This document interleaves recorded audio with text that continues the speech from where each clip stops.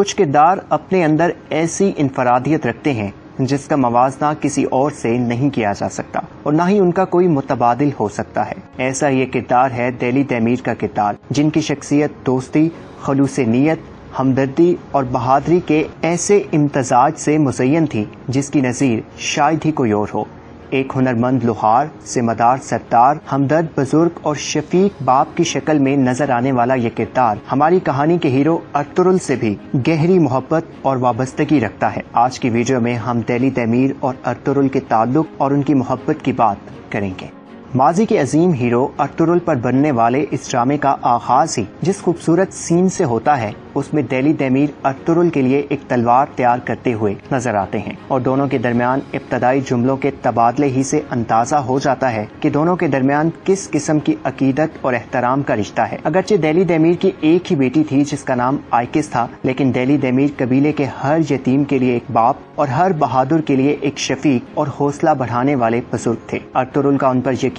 اس حد تک مضبوط تھا کہ جب اس نے حلب روانہ ہونا تھا تو وہ حلیمہ سلطان اور اس کے اہل خانہ کو دہلی تیمیر ہی کے حوالے کر کے جاتا ہے۔ جرگوں میں دہلی تیمیر پہلے سلیمان شاہ کے ساتھ کاندھے سے کاندھا ملا کر حق کی خاطر کھڑے نظر آتے ہیں اور پھر ہمیشہ ارطغرل کے ساتھ بھی حق کے دفاع میں کمر بستہ رہتے ہیں۔ جب ارطغرل نویان کے تشدد کی وجہ سے تلوار پکڑنے سے قاصر ہو جاتا ہے تو اس وقت دہلی تیمیر ہی اس بہادر کی ہمت بڑھا کر کہتے ہیں کہ تلوار دل کی طاقت سے تھامی جاتی ہے، صفات سے نہیں، اور پھر ارطغرل کے لیے ایک ایسا لوہے کا دستانہ بھی تیار کرتے ہیں جو ارطغرل کے لیے بہت معاون ثابت ہوتا ہے۔ سلیمان شاہ کے انتقال کے بعد دہلی تیمیر ارطغرل، ترکت، بمسی اور دوان کو ہمیشہ ایک باپ کے روپ میں نظر آتے ہیں۔ دہلی تیمیر جہاں ایک طرف بہادر جنگجوؤں کے لیے تلواریں تیار کرتے ہیں، وہیں قبیلے کے سیاسی معاملات پر گہری نگاہ بھی رکھ کر ارطغرل کی غیر موجودگی میں اس کی آنکھیں اور کان بنتے ہیں اور نوعمر بچوں کو اپنے آباء و اجداد کی بہادری کی کہانیاں سنا کر ان کی اخلاقی تربیت کا فریضہ بھی ادا کرتے ہیں۔ کائی قبیلے کے یتیم بچے طاہر کے ساتھ بھی